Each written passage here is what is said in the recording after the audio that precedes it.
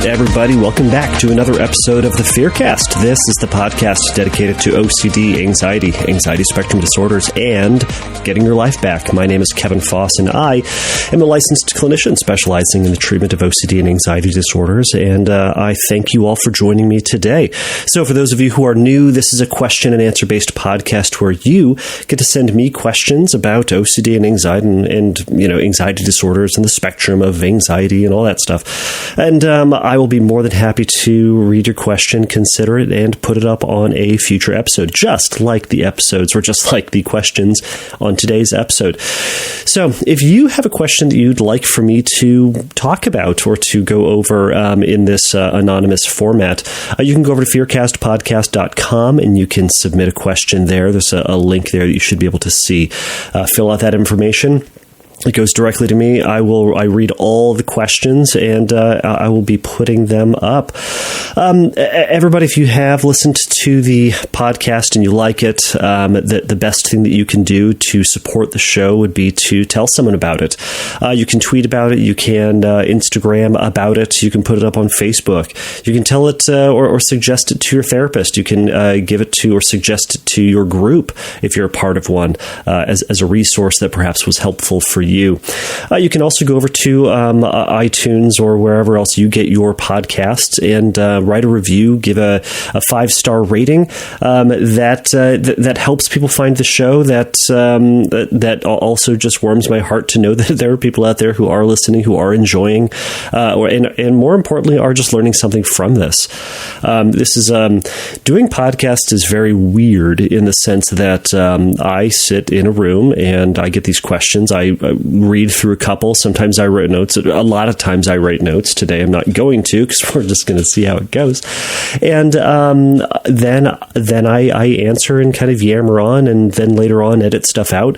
But I don't get to see someone in front of me. So when I'm during my regular job, I see the person in front of me, either online doing face-to-face or doing teletherapy, or they're in my office and I get to see their reactions. I get to ask more questions. I get to process, thoughts, feelings, sensations, go deeper, ask about things that may have nothing to do with the original question, but may lead me somewhere else in the communication or in the conversation. So it's kind of a weird thing to do. So I do appreciate everybody's messages, and sometimes I'll get Instagram messages. By the way, I am a Fearcast podcast over at the Instagrams, and for anyone who sends me a message, it is just it's wonderful to hear your voice or at least read your voice, but this is not the original point for me to bring this up, but if you did want to meet, and if you are going to any of the upcoming OCD conferences, either the one in Denver, the online IOCDF conference, or if you're in SoCal, the OCD SoCal conference, I will be speaking at all of them. We just got information back, and the official information back on which ones we'll be doing, and I'm a part of talks in all three of them, so I'm very lucky and very honored to be a part of those. So if you are planning on going, stop on by, send me a message over there. I'd love to hear from you. And again, if you're going to go to Denver, I am planning on going to Denver unless I don't know, the world shuts down again, or I somehow get some weird unexplainable disease, or I don't know, fill in the blank with some weird thing that could happen, right? But, at this point, I'm planning on going to Denver. If you're going to be there, find me, high five me, or fist bump me, or whatever people are doing in Denver at that time. Either way. But yeah, I'm honored to be a part of those. I really like conferences. I like conferences. I don't want to say I really like them. I like them. It's a good challenge to learn more in depth about a topic, to try to put something together that is going to be presented in a more professional context, and be able to get more information out in that fashion. I don't love them in the sense that, I'm kind of assigning myself work. I don't need to do it, but it's something that I ought to do. It's a good thing to do. And I don't know why I'm complaining about it. I do this once a week or once every other week, as it were. I know this one's coming out just a little bit late. Things happened. I was celebrating my son's 1-year anniversary this weekend, or one year anniversary. They call those birthdays. My brain is weird tonight. I'm recording at the house, not at my office during regular hours. I don't even know where that came from. I've never even jokingly referred to them as 1-year anniversaries. I suppose it still is. It's a 1-year anniversary of his birth. So, but again, normal people call them birthdays. So, we had people over, and my wife put together a tremendous birthday thing, meaning that she themes everything like an amazing millennial, themed it a storybook. So she had storybooks, and she had shirts that were like golden books that he wore, and my daughter had one. And it was really fun. And then we went to Disneyland the next day. And who can complain about Disneyland? Me. I can complain about anything. But this trip was actually relatively delightful. So I will try not to complain too much. All right, everybody. So here's what we're going to do today. I'm going to try to just rapidly go through a bunch of questions. By a bunch, probably 4, maybe 5. We'll see how the zeitgeist or the spirit moves. But I'm going to try to go through a couple questions that have been sitting in the mailbox that are seemingly easy, seemingly relatively straightforward. So I'm going to present those, talk about those, and then move on to a next one. I'm probably not going to put music in between. I'm probably just going to record and get them out of the way and get this uploaded so people aren't wondering where this is. I'm certain that someone out there is wondering whether or not it's coming out. If I wait until Thursday, I know I'm going to get a text from somebody or a message on the Instagrams and question whether or not I'm dead. Assume I am. If it comes out on Wednesday, assume for the previous couple of days I'm dead. It's just going to be a good exposure for everybody involved, myself included. So, I guess let's begin. So this first question is going to come from Harper. So Harper says, I have a fear of looking at my face in the mirror. It started when I was a teenager, and I am now 34. I'm unsure why, although have experienced childhood trauma. I've been in therapy for years, but this issue is unresolved. So, Harper, thank you so much for this question. This is another one of those fantastic examples of, if you were in my office, I'd be asking you a ton of extra questions because I'm going to be missing some information from this. So I apologize if I'm not exactly getting at what the main concern is with this. So, I can only take with what I have. So, Harper, I'm going to try to make stuff up that kind of makes sense. So, buckle up. Here we go. So, in terms of the childhood trauma, I mean, childhood trauma treatment is certainly not something that I am a specialist in. So, I would absolutely refer out to that. I'm going to assume that you are in therapy for this childhood trauma. I think that would be some of my first questions of, what was the nature of the trauma? What was going on around that time? How old were you? What treatment you have been in for it? How successful that's been? What types of things you did within treatment? To kind of give me an idea about how it's impacting you. I would try to guess with what sort of things could have happened that would lead to anxiety about or hesitation to look at your face in the mirror, but I shan't and I can't, so I won't. But if you are not in therapy for that, I would encourage you to start there. That being said, if it seems like the childhood trauma has been treated, has been addressed, but the issue that has been unresolved, this issue has been unresolved, is the anxiety about looking at your face in the mirror, then certainly exposure and response prevention is going to be an appropriate tool there. Where I would start with this is wondering, well, what goes through your mind when you look at your face in the mirror? what are the thoughts that pop in? These are the intrusive thoughts. This is the internal monologue, or internal narrative that your brain just has, or perhaps maybe you're participating in it and you actively are telling this narrative about what your face looks like.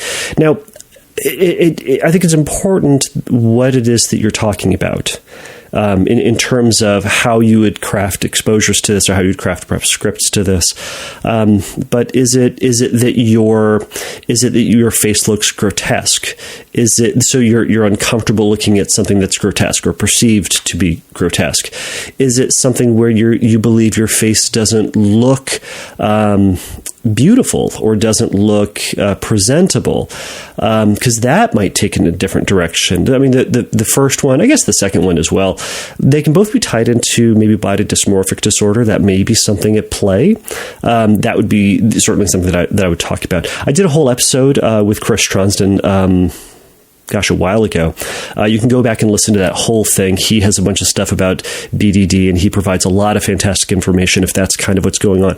Incidentally, I'm going to have Chris Tronsden on in the next, maybe next week, maybe next Tuesday or Monday rather, to talk about orthorexia, which is a eating disorder. Well, it's a combo kind of overlap Venn diagram of kind of eating disorder mixed with OCD.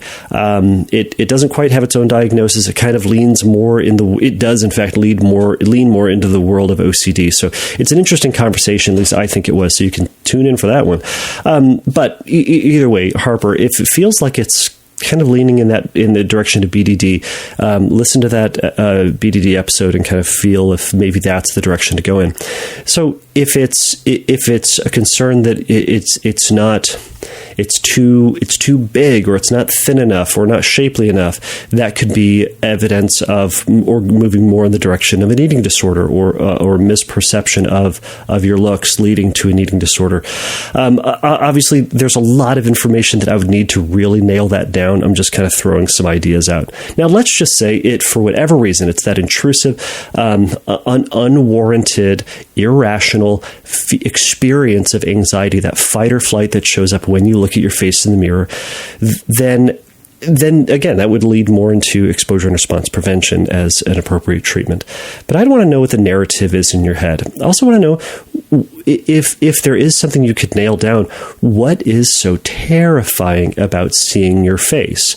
Is there a story that goes through your mind about, my face looks like this, therefore, if my face looks like this, then blank? What if blank about my face, right? Or is it just this almost a phobic response?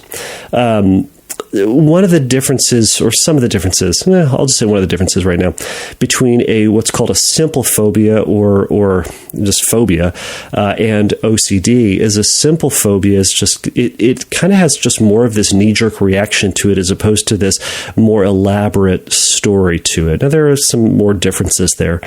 But for this fear of looking at your face in the mirror, is it that you just get overwhelmed by this, so you avoid it, and you've kind of trained your brain that looking at your face is in fact dangerous? And I say dangerous, you're going to say, well, it's not dangerous, I just feel bad. Well, that feel bad is fight or flight. It's your amygdala freaking out about something. It thinks that something is dangerous, so it's going to respond like there's some dangerous. When we respond like it's dangerous, our brain goes, gosh, Harper thinks this is dangerous. Well, it must be then. So let's keep pumping out this fight or flight feeling, this adrenaline, and having some of these physiological and emotional responses. Let's keep pumping this out because, well, she thinks it's scary, so it must be scary. So let's keep doing this for her because, you know what, Harper, we got your back. It's kind of what it does. So the way you want to do this is to progressively face that fear, face your face in a sense. And maybe you can start by challenging yourself.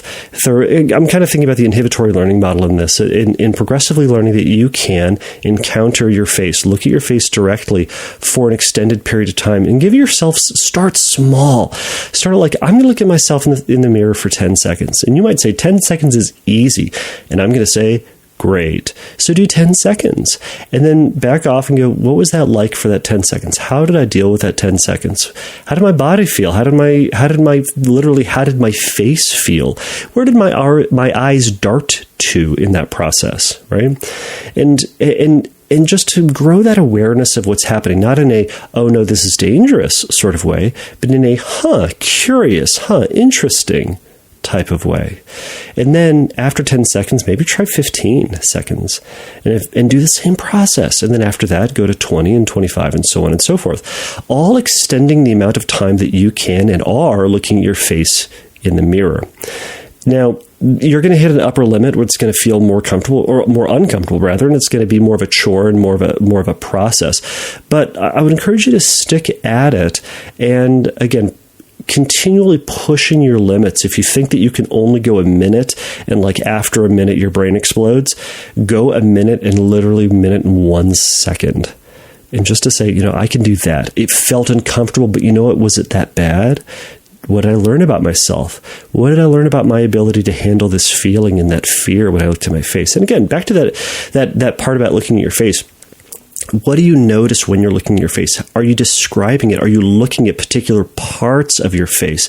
Is it really uncomfortable to look at one particular part? Your nose, your eyes, your cheeks, your chin, your lips, whatever. Is there something about it that you are really not wanting to look at? In which case I would say, look at that part in particular. And fluctuate. Look at, let's say it's your nose. Look at your nose and then look at your eyes. Then look at your nose and then look at your lips. And then look back at your nose and look at your ears. But practice going to different parts, but again, referencing that one part that feels uniquely uncomfortable. So, Harper, I'm going to be, hopefully that was not too quick. I apologize if it was, but man, I've got other questions. So, thank you very much, Harper, for this question. And hopefully this is helpful. Hopefully you are progressively moving towards this. And again, just keep this up. All right, so let's move on to another question. So, this one works. So this one's from Amber. So Amber says, in some of your podcasts, you talked about how certainly tools can be used compulsively, like challenging your thoughts, identifying thoughts, etc. Can you expand on this more? Discussing how we can notice if we are using a tool compulsively and how to prevent this from happening? So, Amber, great question.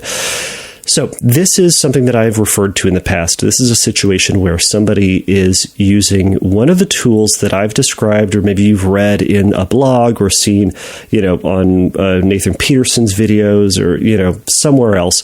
And you hear this tool, you go, oh, that sounds really good. I'm going to start implementing that.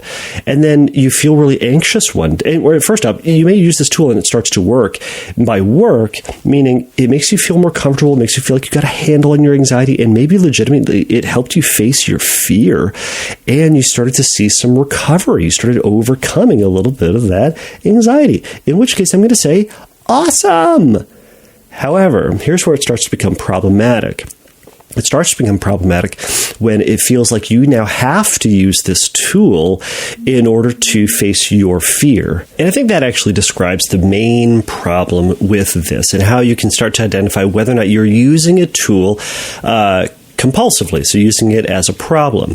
So the way that you can start to do this is, do I have to do this? Not, would it be helpful? Would I benefit from it? Does my therapist say it's okay? Does Kevin recommend it?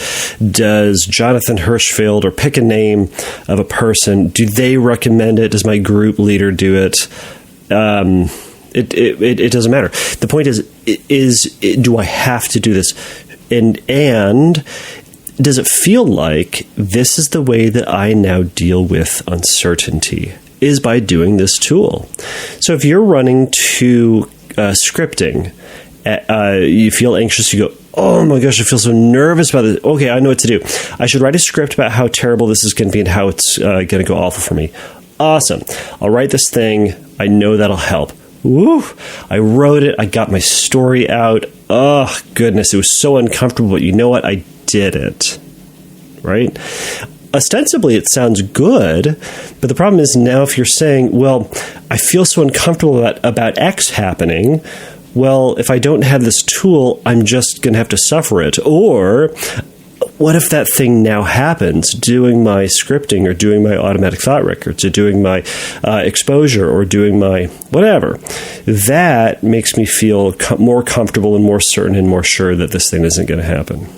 Now, that's a rule of thumb, is just to start to notice if it feels like you have to do this.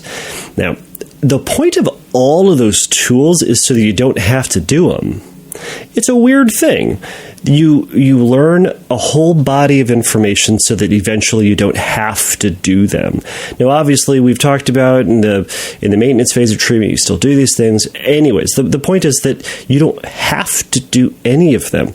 All of them are helpful things so that you can learn that you can handle anxiety, that you can be uncertain about stuff and it's not going to kill you. And uncertainty does not mean that bad thing is going to happen, that unwanted thing.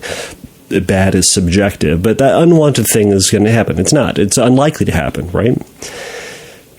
We can feel uncertain. You can feel scared. You should feel uncertain and scared sometimes. It's a natural human emotion. And also, no one here is entitled to not feel scared or not feel sad or overwhelmed or nervous or feel or neutral or blank, or yeah, you get the idea, right? We feel these feels at times. Now, let's not give them excessive credit. We just have them. That's the point of all these exposures. That's the point of you listening to my dumb podcast, right? Just so you can learn that you can manage them and that they're fine. The feelings are okay. They suck, but livable. All right. So again, how can you learn when you're using them compulsively? Or do you have to use them? And what feels scary about not doing it right now? What feels scary about saying, I'm just going to let it be there? That feeling, that uncertainty, I'm going to let it be there and I'm going to get back to life. Or I'm going to do nothing about that. Ugh. Right?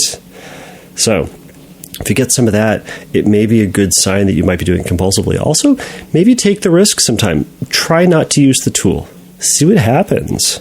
Did anything bad happen? Were you more concerned and ruminating now about whether or not you should or should not have used the tool?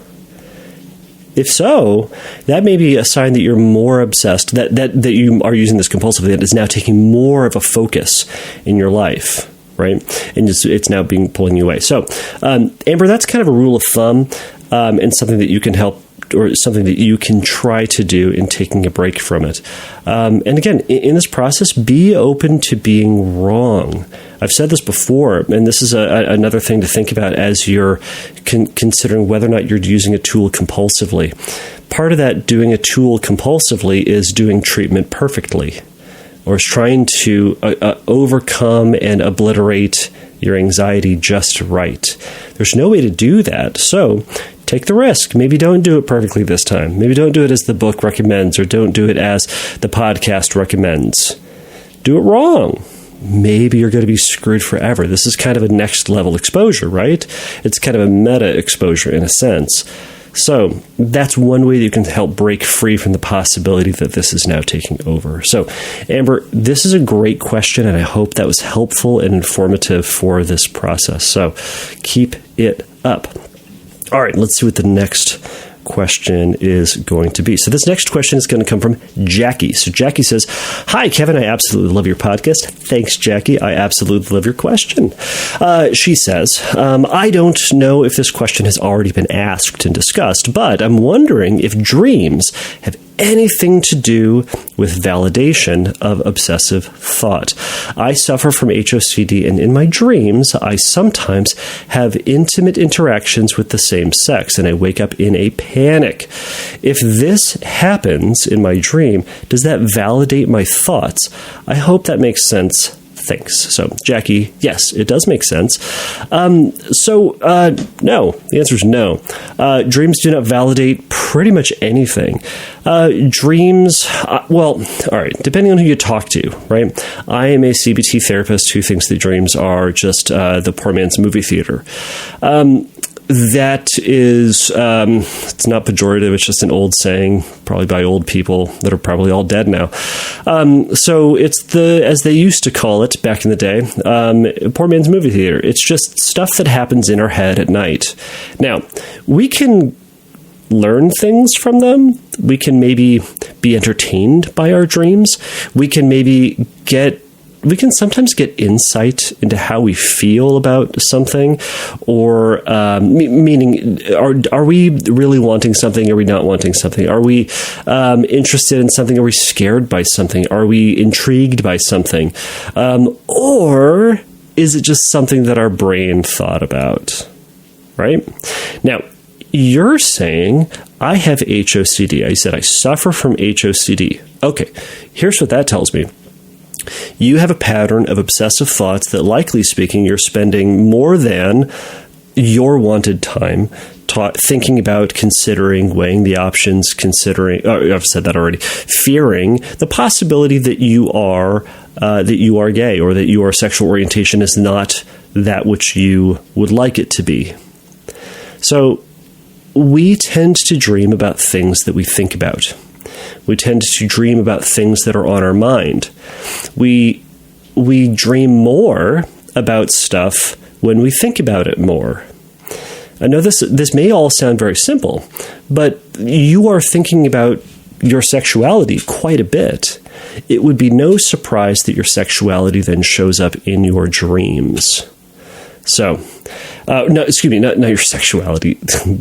I'm catching myself. Again, it's very late as I'm recording, as per my previous discussion about 1-year birth anniversaries. No, if you are dreaming about your sexuality and sexual things are going to show up in your dreams. Now, they in and of themselves do not confirm one's sexuality. They are not the windows into your soul, or the truth about, the honest, no filter, bare truth about who you are and what you want and who you want to be stooping. It is they're things that happen in our brain. Now, again, people are going to disagree with that, and at times they are going to be more accurate than others. However, this is one of those situations, and gosh, I'm going to steal something from Freud in this. I've said this before. Sometimes a cigar is just a cigar. Okay, what that means is, so that, as the story goes, Freud, who had a huge interest in dreams and thought that dreams were the end-all, be-all and fascinating and told everything about a person. So he also believed that everything that you did and thought about and whatever had some sort of subconscious or deeper meaning.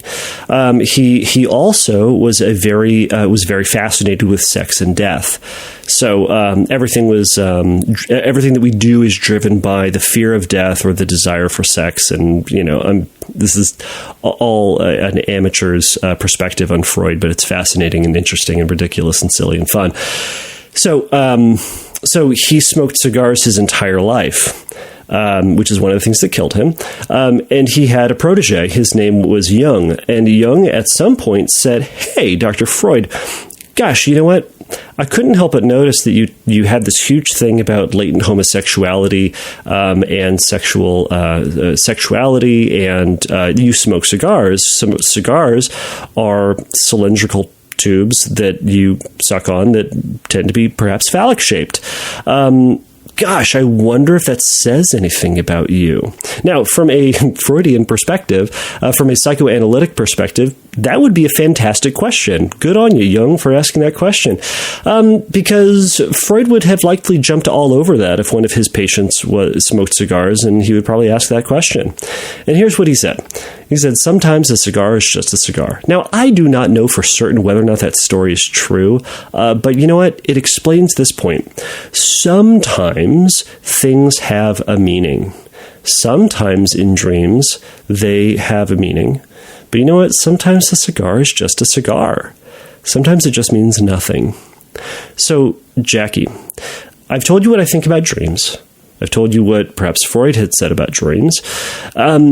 And I have given you very wishy-washy information as to whether, very wishy-washy, I'll let you decide, wishy-washy information about whether or not this actually says anything about your sexuality, because sometimes they do, sometimes they don't, right? This is a fantastic opportunity for you to accept uncertainty. You don't know. And you know what? Who cares? If you are then sitting and ruminating about your dreams, what happened, what'd you do, who are you with, what'd you do with them? It's a waste of time because it didn't happen. You didn't actually sleep with that person. You didn't actually do that thing to that person's part of the body, or they did not do that thing to yours in reality. You did it in a dream.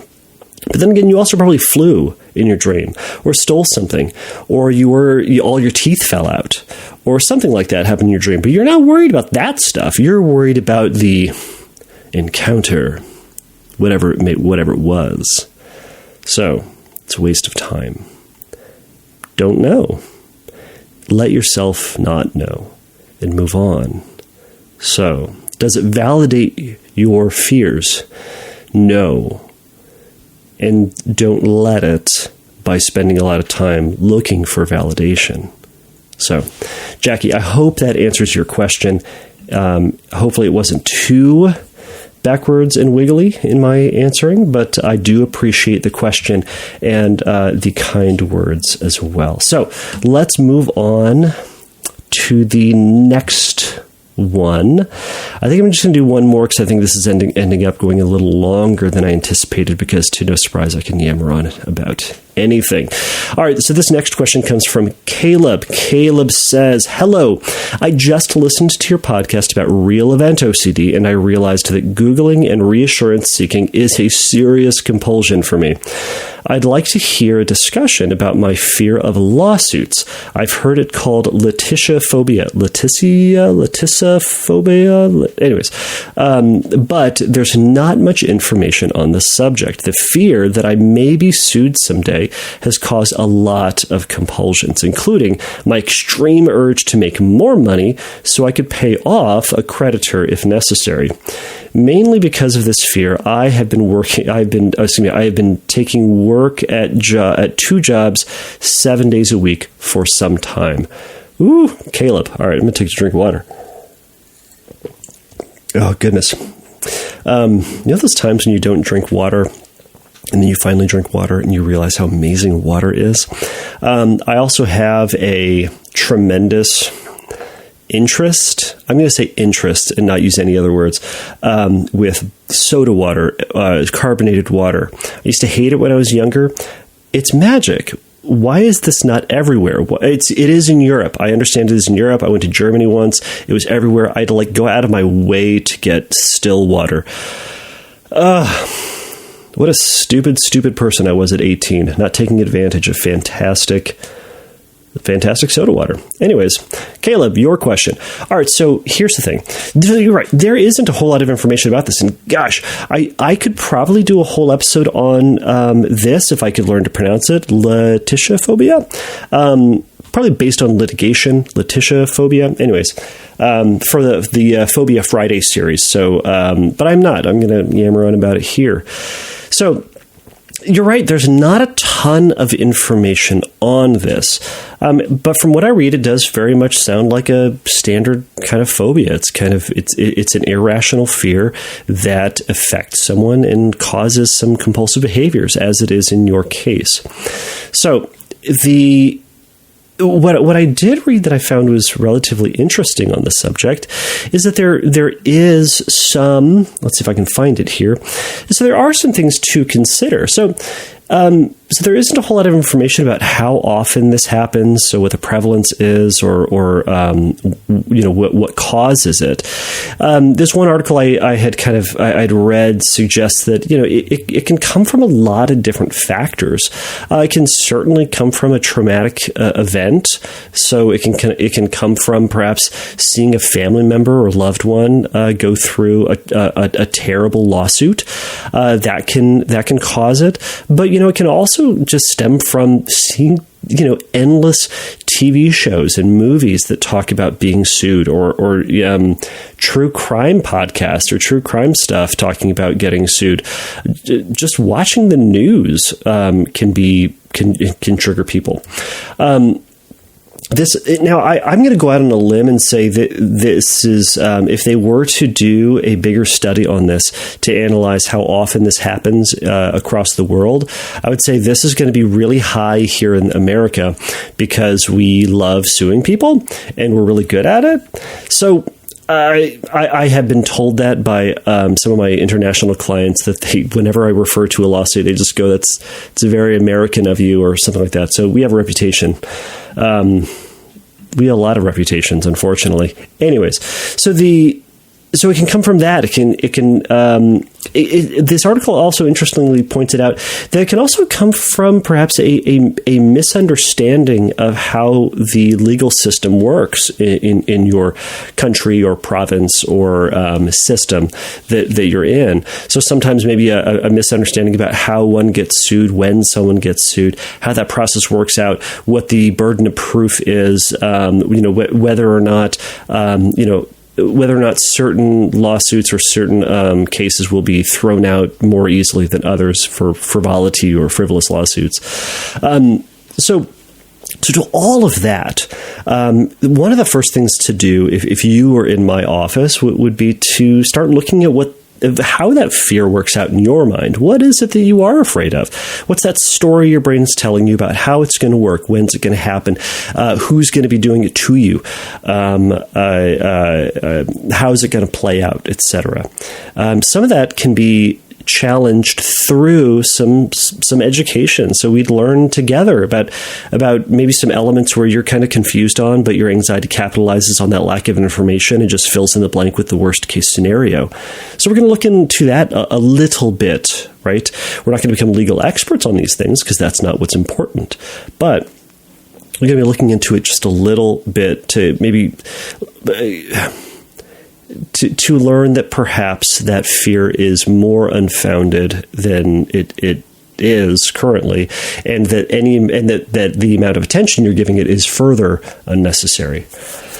So the other thing to consider, and I think the article kind of touches on this, but I would also say, one of the things to consider is, Caleb, have you done or are you doing things that deserve lawsuits?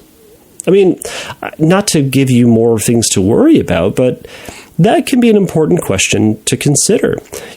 Have you done things? You talked about Real Event. Have you done things that are worthy of lawsuits? Now, it doesn't mean that it means you are going to get sued or that you, in fact, are, then guilty of cancellation or guilty of whatever. But it's to consider, maybe there's something that I'm feeling guilty about, and that guilt is manifesting as this fear of lawsuits. The other thing to consider, further to that point, is are there things that you're currently doing that are shady or shifty or not above board, right? I say this. I've said this about murder. The best way to not murder, or the best way to not become a murderer, is to not try to murder people. The best way to not get sued is to not do things that warrant suing or warrant lawsuit. Now, that being said, one of the realities, let's say you're in the States, one of the unfortunate realities is you can sue anybody for anything. I don't know who told me this. This might be my ethics professor. You can be sued for anything. It doesn't mean it's going to stick. It doesn't mean that lawsuit is going to mean anything or go anywhere. But you can be named in a suit. You can have a lawsuit brought against you, which requires you to then, get counsel and at some point show up in some type of court or answer to it in some legal way. It can be a colossal pain in the tuchus, but it doesn't mean that it means that you're guilty, going to jail, going to be canceled, whatever. It just means that someone, if they want to, can be a colossal jerk. Let's say jerk. So that's not going to stop somebody. So one of the ways to then look at treatment of this is literally to accept the uncertainty about this.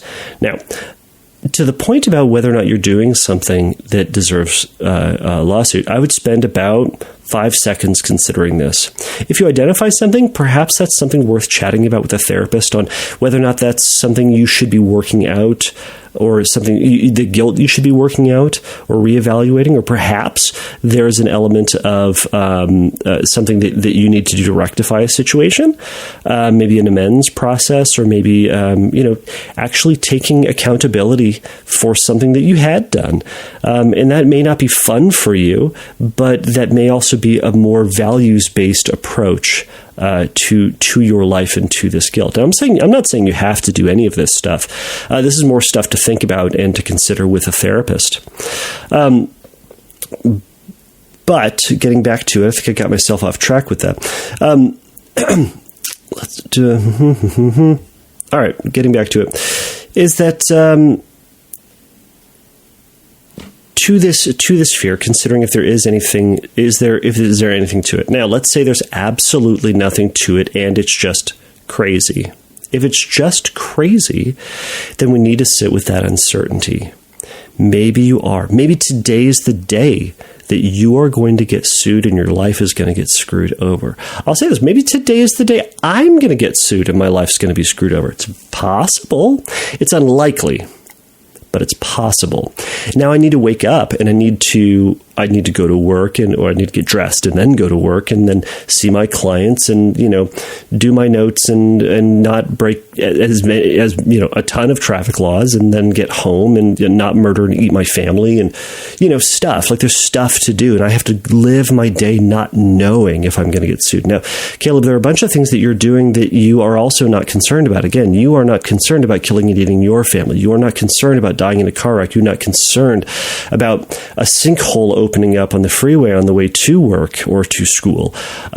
These are all things that can happen, but these are things that are unlikely to happen, similar to a lawsuit.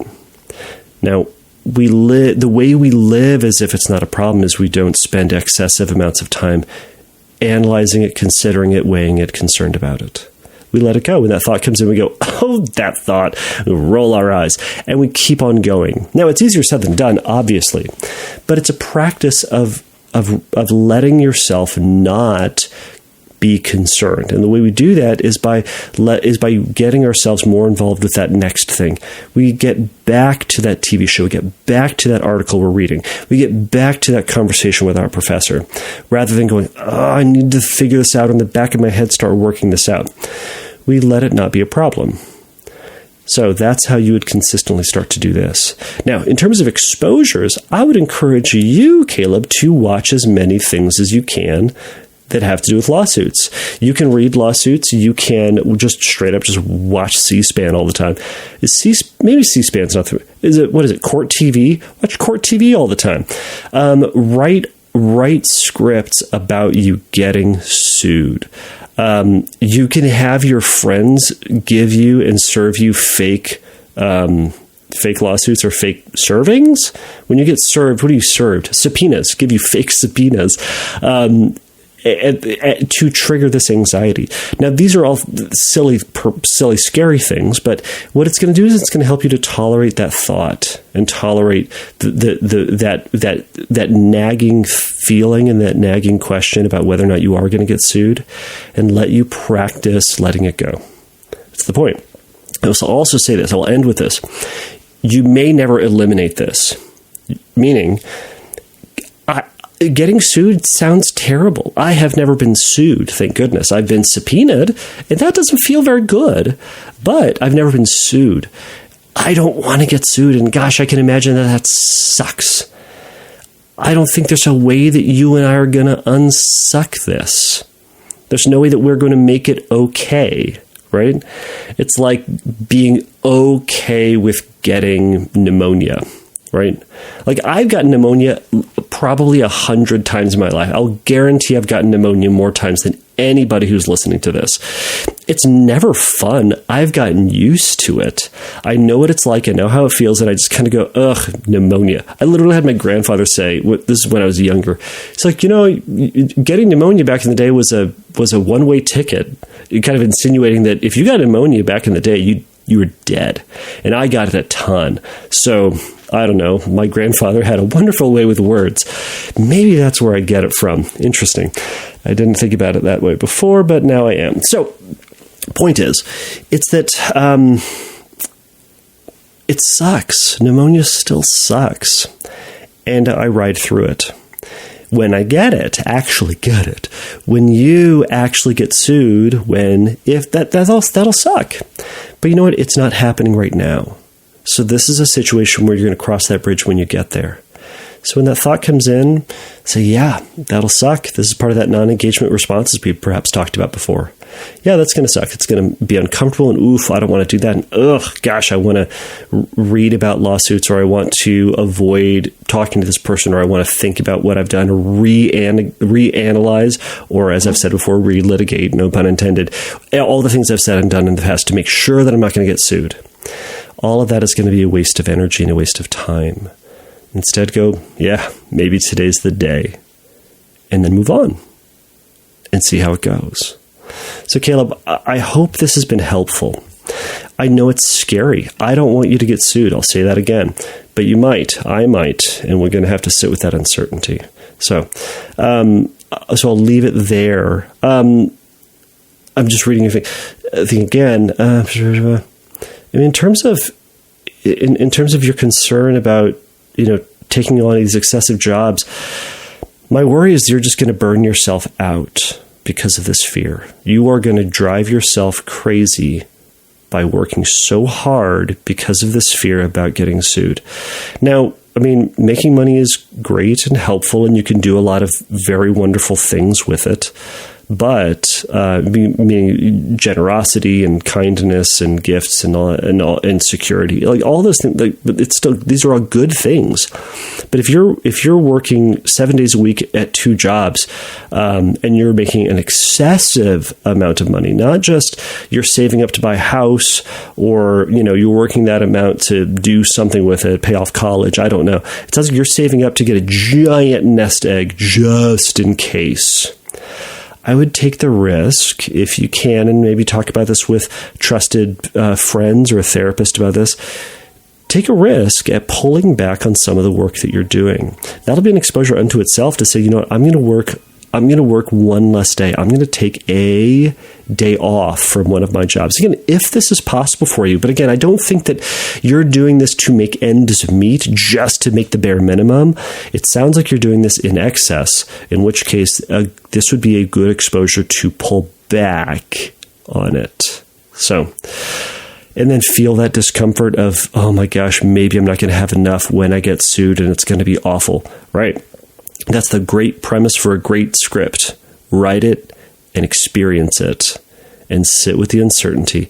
And let yourself move on from it. Let yourself not get certainty. Let yourself not get comfort with the idea that you could get sued. But move on.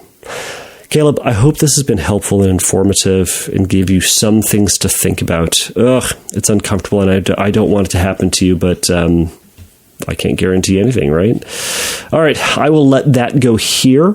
And I think at some point I'll just kind of sneakily sneak in this music at the very end, as I normally do. So I'll say this. Thank you all so much for making it through this perhaps yammering episode. This is a rapid fire episode of questions. So I'll say this, please remember everybody. Well, I'll say this. If you have further questions about this, or if you'd like to add information about this, go to fearcastpodcast.com and send me a message over there and tell me I got it totally wrong. Or if you were one of the people that asked the question, tell me what you did and what worked. We all want to know.